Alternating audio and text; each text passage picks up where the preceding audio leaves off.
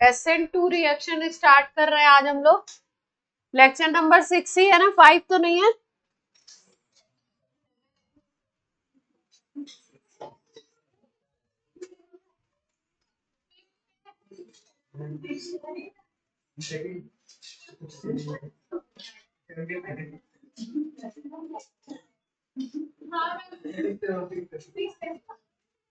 SN2 reaction करने जा रहे हैं।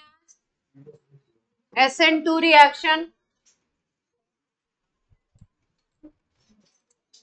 वो था, SN1 था यूनिमॉलिक्यूलर, ये क्या होगा? Bimolecular nucleophilic substitution reaction. Bimolecular nucleophilic substitution reaction.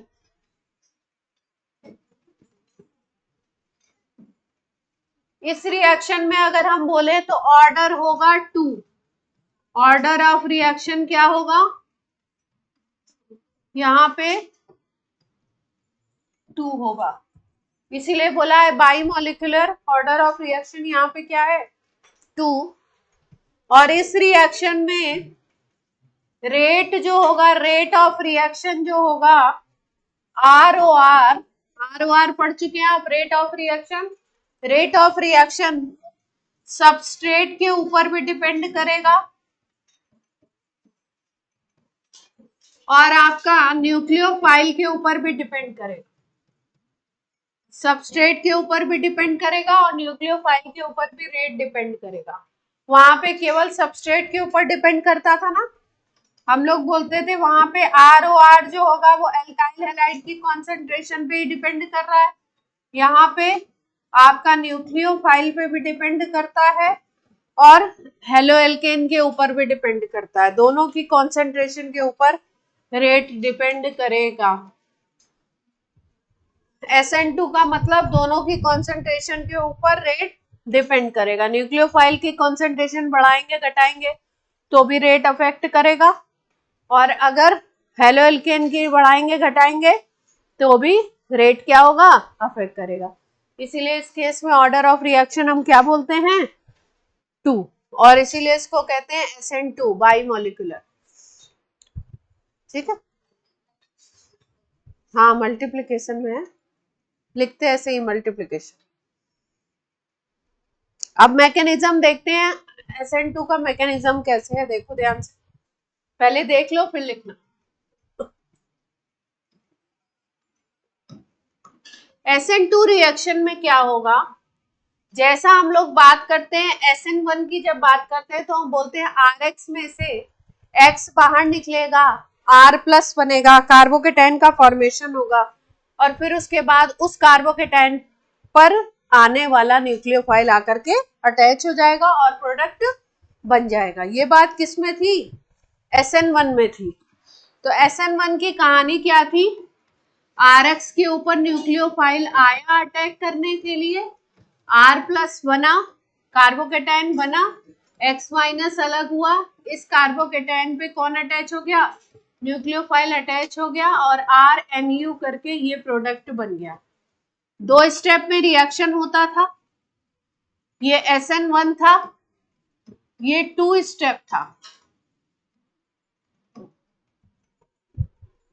जब हम बात करते हैं SN2 की तो ये होता है 1 स्टेप प्रोसेस। कैसा प्रोसेस होगा? 1 स्टेप। 1 स्टेप प्रोसेस में क्या है कि आपका, जैसे मान लीजिए कि ये हेलोएल्केन है RX,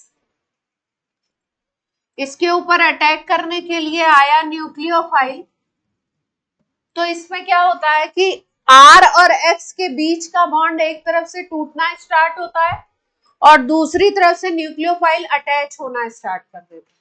मतलब एक साइड से तो X निकल रहा है और दूसरे साइड से न्यूक्लियोफाइल क्या हो रहा है? अटैच हो रहा है। सिंगल स्टेप में रिएक्शन होती है, इस रिएक्शन में एक ट्रांजिशन स्टेट बनती है, बीच की एक स्टेट बनती है जिसको हम कहते हैं ट्रांजिशन स्टेट। वहां पे हम बोलते थे एक इंटरमीडिएट बनता था जिसको हम कहते थे कार्बोकैटायन। यहाँ पे क्या बनेगी, एक ट्रांजिशन स्टेट बनेगी। इसके बाद क्या होगा, ऐसा लगेगा कि ये X का बॉन्ड टूट रहा है धीरे धीरे, और यहाँ पे बैक साइड से न्यूक्लियोफाइल धीरे धीरे अटैच हो रहा है आकर के, ये X का बॉन्ड टूट रहा है, ये न्यूक्लियोफाइल धीरे धीरे आके अटैच हो रहा है, R पे धीरे धीरे हल्का हल्का पार्शियल पॉजिटिव चार्ज भी आ रहा है, और इस स्टेट को हम क्या कहते हैं, ट्रांजिशन स्टेट। इस स्टेट को क्या बोलोगे, ट्रांजिशन स्टेट, लिख लीजिए।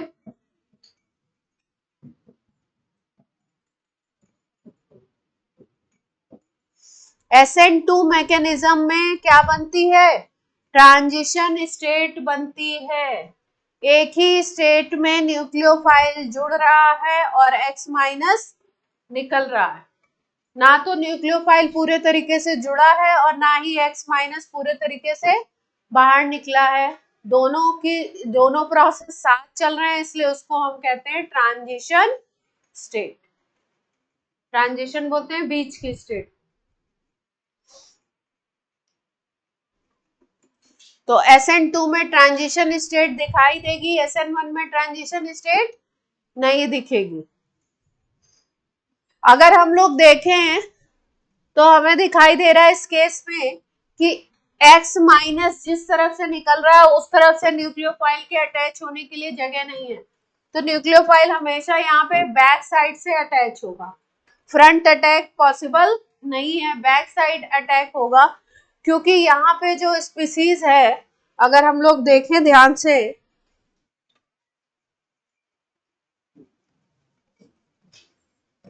एग्जाम्पल लेते हैं, जैसे मान लो हमारे पास CH3Cl है सपोज, ठीक, इसके ऊपर पहले नोट मत करिए, पहले समझ लीजिए, इसके ऊपर OH माइनस अटैक करने के लिए आया, ठीक, और रिएक्शन कौन सी होना है, SN2 होनी है मान लीजिए, ठीक।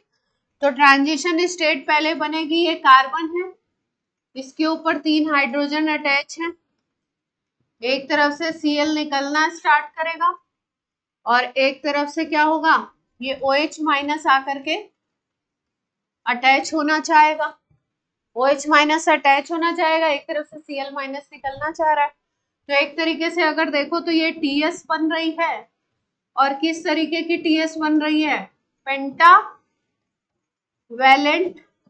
पेंटावैलेंट का मतलब होता है इसकी वैलेंसी कितनी हो गई, लगभग 5 हो गई, लगभग बोलेंगे अप्रॉक्स 5 हो गई, क्योंकि एक बॉन्ड बनना स्टार्ट हो गया, दूसरा बॉन्ड अभी टूटा है नहीं, 3 बॉन्ड कार्बन पे ऑलरेडी है ना, तो पेंटावैलेंट ट्रांजिशन स्टेट बन गई, ठीक।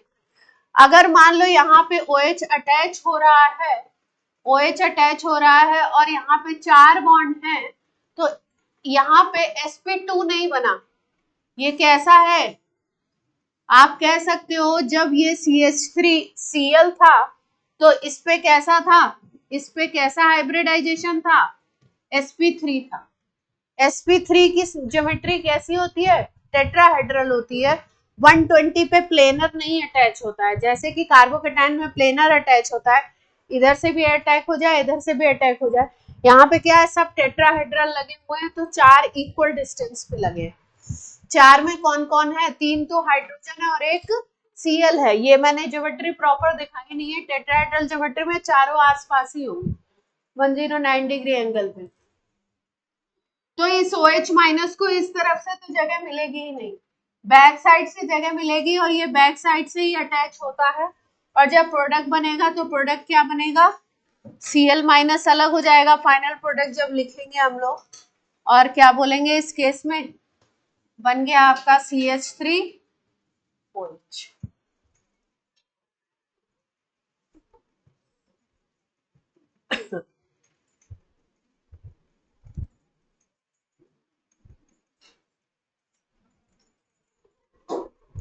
तो ट्रांजिशन स्टेट बनती है कैसी, पेंटावैलेंट,